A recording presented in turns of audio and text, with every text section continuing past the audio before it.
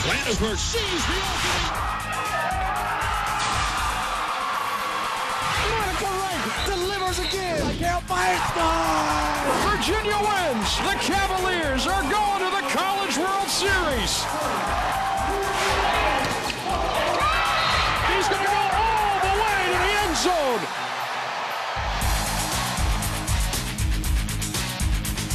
Cavalier Sports Weekly is presented by the Virginia Lottery. The Virginia Lottery, helping Virginia's public schools. And brought to you in part by Geico. 15 minutes could save you 15% or more on car insurance.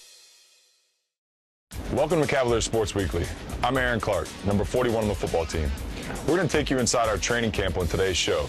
But first, let's look back at the spring and a great run by a great team.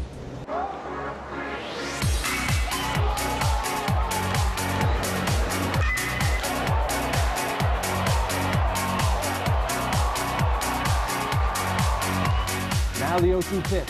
Swing and a miss, strike three. Andrew Caraway pumps the fifth.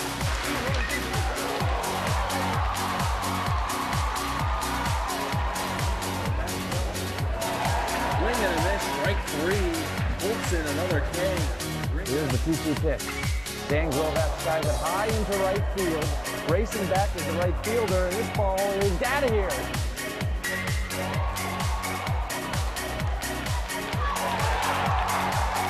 Here's the 1-1. Valdez hits it the opposite field. It's a fair ball down the left field line. 1 run is in. 2 runs in for Virginia.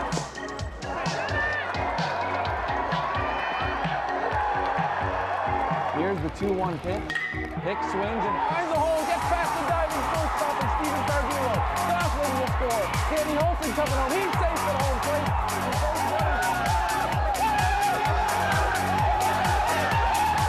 So Gosselin at the plate, swinging at the first pitch. He drives this deep to left. Way back it goes. That ball is on its way. It's out of here. A solo shot for Phil Gosselin off of Steven Strasburg. The pitch off speed, swing and a miss. Robert Morey, 9 strikeouts and counting.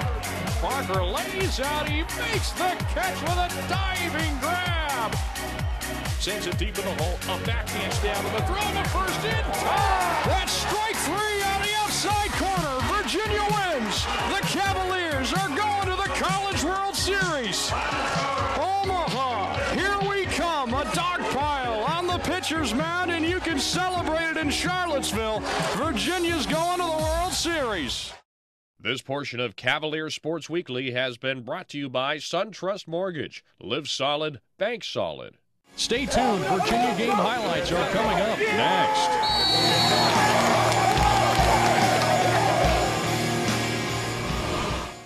This portion of Cavalier Sports Weekly is brought to you by Geico. 15 minutes could save you 15% or more on car insurance. Welcome back to the show. With less than a week to go before our season opener against William & Mary, we're still hard at work in training camp. Let's head to the practice field for an update. Head coach Al Groh has emphasized pursuit of the ball to Aaron Clark and the Virginia defense throughout training camp. It'll be up to sophomores Matt Conrath and Nick Jenkins, along with senior Nate Collins, to provide pressure up front and allow UVA's talented secondary, led by Rossai Dowling and Chris Cook, to make plays. Our defensive front seven will probably have less games of accumulated starts than any group we put out there in a while. Our back end with the 2 corners obviously has a lot of experience, but we have significantly more speed than we have at some time. So hopefully that'll be a compensator. Virginia's offense features 3 quarterbacks with starting experience: Vic Hall, Jamil Sewell, and Mark Verica, along with returning tailback Mikael Simpson. Our strength probably is in the backfield right now. So what we need to do is find some playmakers on the outside, and most particularly, we've got to improve our blocking on the outside, which is a significant part of this offense, and that really comes first before being a pass receiver. So as that goes, we'll really probably determine how explosive and productive we can be. The Cavaliers' spread offense is designed to utilize speed on the edge. Expect young receivers Javaris Brown, Chris Bird, Jared Green, and Dontrell Inman to be in a position to make plays. This is one of the better groups we've had for speed, maybe the best one that we've had. Some of these young players have upgraded the speed, and they'll make it a faster game for us. For right now, for them, maybe it's a little too fast mentally. but when their legs are moving and their minds don't have to match it, they're doing a good job. UVA is placing additional emphasis on special teams this season, highlighted by the return of Ron Prince to the staff to focus on this phase of the operation. On special teams, this is really the area of our team that we need the biggest upgrade in production and performance on the field. By that, we mean things that could change the scoreboard. It also is the side of the ball that we've had the most dramatic turnabout as far as our total schemes are concerned. We're very enthused about those things. We're excited about what we've seen on the practice field. By the same token, special teams being the scrambled situation it is on every play, it's not till we really see it in the games that we can assess, much less so than the other two units, offense and defense. We really have to see it on the field before we can assess how it really is. After installing schemes in place since camp opened on August 7th, Virginia is now specifically preparing for its opening game against William & Mary. We've made good progress. The players have really been very purposeful in their work. They want to be good, and they're giving it everything that we have. They got the most important thing, not just with the defense, but with the whole team, is we feel as if we've significantly developed a good mental toughness and mental strength. Come on. 30 former Cavaliers are currently active on NFL rosters. Let's take a look at some of our former stars and how they're doing in the preseason. Look at Glenn Senham. He had a history of this in Virginia. A 3-4 outside linebacker that's converting himself to a defensive end. Just a good get-off, good rip with the inside arm, and a great finish. Playmaker in the midst. Cedric Pearman gets the carry on first down, and he's in for the touchdown. I always try, to give God the glory first, but I just got so excited, and I was just real thankful. Sometimes you get caught up in yourself a little bit. That's just that human fault that we have. Put this game away. And it was just fun being out there and being a Raven. 3rd and 7, shot over the middle. This one is complete to midfield. Jonathan Stupar, the tight end, making his presence known. Second grab of the evening.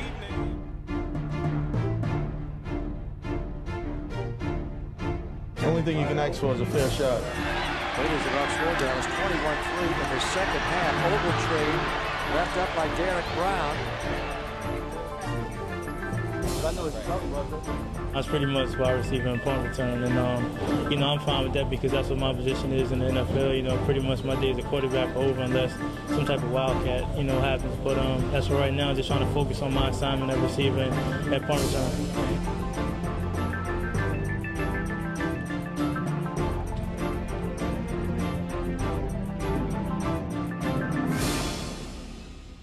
Cavalier fans, join me, Dave Kane, at Charlottesville Kroger locations for a chance to win 2 sweet tickets and hospitality passes to the Virginia Tech Virginia football game on November 28th. This portion of Cavalier Sports Weekly is brought to you by the Virginia Lottery. More than $4 billion to K-12 public education since 1999. The Virginia Lottery, helping Virginia's public schools. B.J. Cabell is a powerful offensive lineman, and he'll jack you up like an old Chevy. He's famous beyond his native Nelson County for his body work, and he is your Student Athlete of the Week.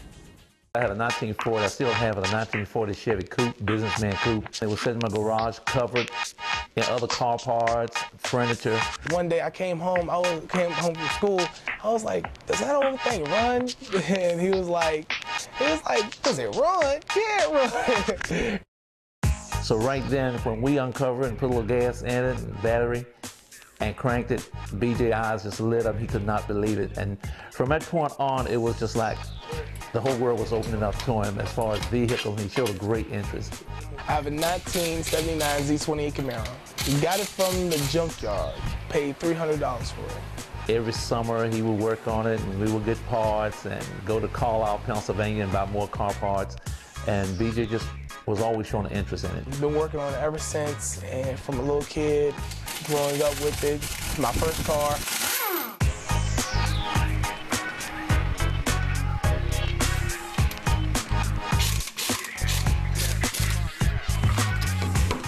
We got this one also from the junkyard. I don't know how much we paid for it, but it's a 1978 El Camino. Basically, we're doing body work to it right now, and it's gonna be a nice little car for us. Hopefully win a lot of awards in car shows. This was just an old Ford, 62 Ford dump truck. Everywhere I would go, and has always been, BJ's been right there beside me, hauling gravel, firewood, just whatever the occasion is. Grew up working with my dad, you know what I'm saying? We have the truck over there, Dr. Bob and Son. That's me and him growing up together and just working together. A father and son relationship, I think, is missing in a lot of families. Myself and BJ, he calls me Bobby.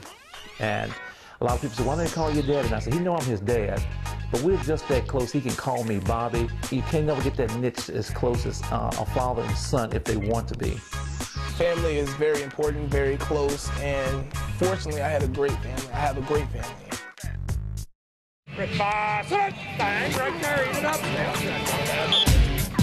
That's what I put into it. Hard work every day. That's what I drill myself. I'm like, okay, BJ, you get up there, you're just gonna try, just work hard and try to do it.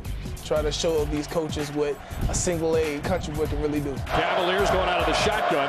There's a handoff to Pierman. Pierman around the left side, following his blockers across the 40, spins out of defenders' hands to the 39-yard line. I think it was the game against North Carolina, and they was down on like the 4-yard line or something like that, and I told my sister, I said, BJ gonna be pulling on this play, and they're going off of Eugene Monroe, but BJ gonna be pulling, and watch Cedric. And sure enough, BJ came back after the game, and the play was a success, and they scored a touchdown. I relive that all the time.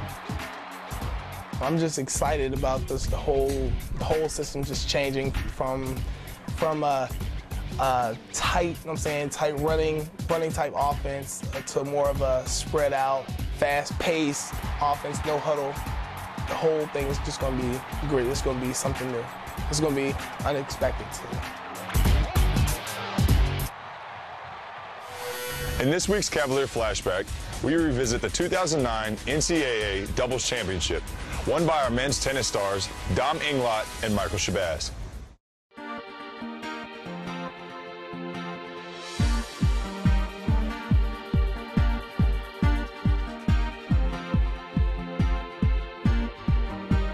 Really proud of the guys. I think it says a lot about how much they've improved and developed, the amount of time they put in, and how far they've come as players. You know, Dom and Michael started out last year playing #2 doubles for us, and at times struggling. And then to actually win a national championship after in February still playing at #2 doubles for our team is really impressive. Shows how much they were able to come together and gel as a team and work together to improve.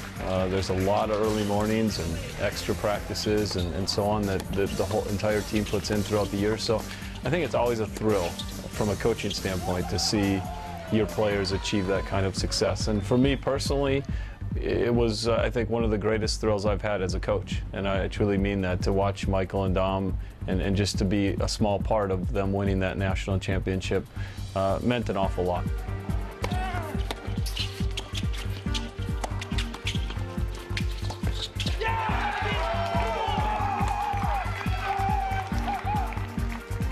In the beginning of the year, it was tough to get in a rhythm because we were kind of slow starters. So we had some matches where we took a few bad losses. But I think once the tournament came around, we knew it was a 2 out of 3 set format. Then it was definitely an advantage for us because we felt like the better team was just gonna prevail in the end. Because the longer the match goes, usually the better team wins. So we felt like we had the goods and we were talented enough to pull it off.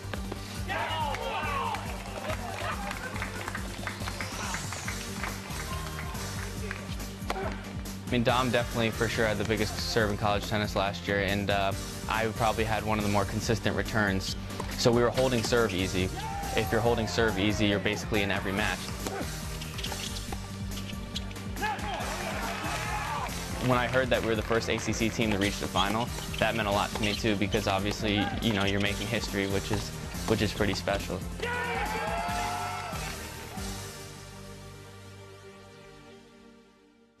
Former Cavalier golfer Steve Marino is in his 3rd year on the PGA Tour. We caught up with Steve at the recent tour stop in Greensboro.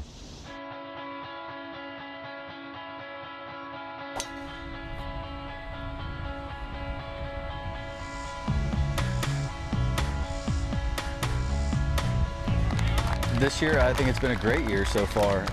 You know, I found myself in position to win golf tournaments coming down the last hole, and you know, experienced a playoff in Fort Worth. Unfortunately, it didn't work out the way I wanted it to, but you know, I'm getting closer and closer, and I feel like I'm just getting better and better every day, and I'm real excited about my golf and real excited for the rest of the year. Having the lead through the first 2 rounds of the British Open was, you know, I wasn't even planning on going. I didn't think I was going to get in, and next thing you know, I'm in, and then all of a sudden I have the lead through the first 2 rounds, and playing with Tom Watson, one of the all-time greats on Saturday, was an experience that I'll never forget. And the crowds were enormous, and I mean, that guy's like a god over there. You know, they were yelling at him on every hole and really pulling hard for him. You know, there was like, you'd hear a few faint "Let's go Steves" out there from time to time, but you know, the guy's won that tournament 5 times, and there's a reason for it. And he's won, I don't know how many majors, but a lot of majors, and it was just an unbelievable experience for me. I mean, the guy's 59 years old and almost won the British Open. It was, you know, I got to participate in arguably one of the greatest sports stories of, you know, this decade for sure.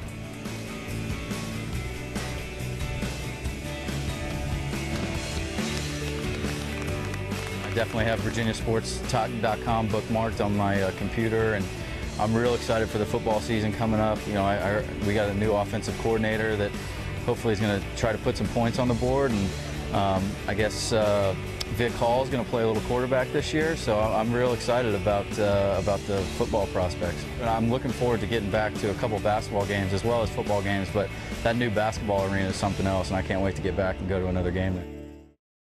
Coming up after the break.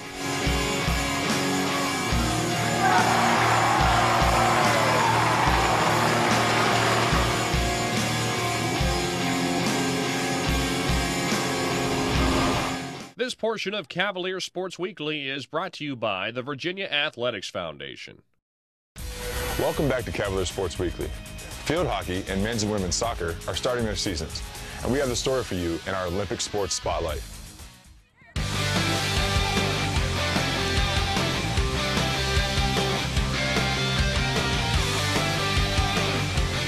We have a very inexperienced team, very young team, about 10 new faces. So, you know, you look at, we have 25 players on the team, it's almost half our team is brand new. So we have some good attacking options. I think we have some very good depth this year. And what I'm most excited about is we have a team that's very hardworking, very willing to work for one another, and very much into the team concept. And so I'm excited about the possibilities. I just think we've got to have a little time to gel a little bit more. I think the ACC from top to bottom is by far the strongest in the country, and we'll have to be ready for every game. It tests you, it builds your team. It's exciting from a coaching standpoint because you're putting your team out there against the best teams in the country on a weekly basis. And so if you can get some success and get yourself into the tournament, I think you're in a good position to make a run because you've played against such good competition.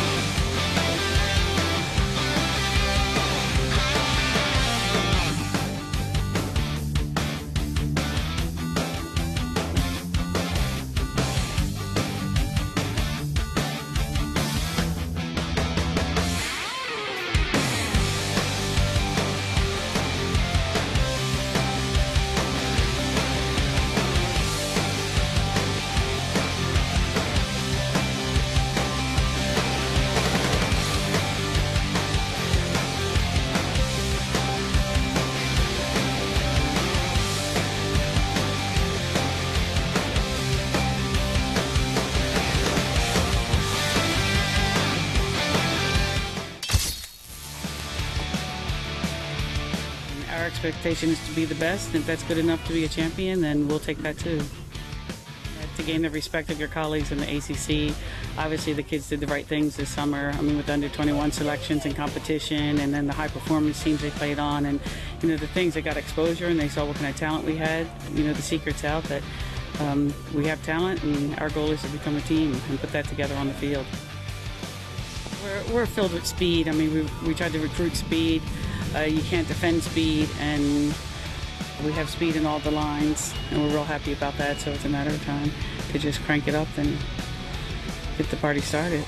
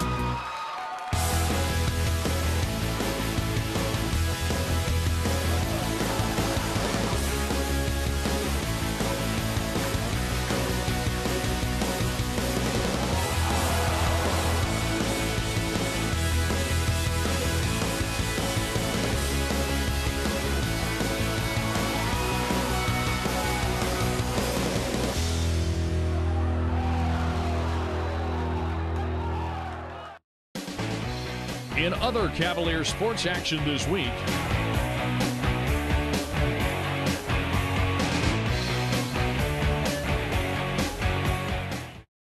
Thanks for watching Cavalier Sports Weekly.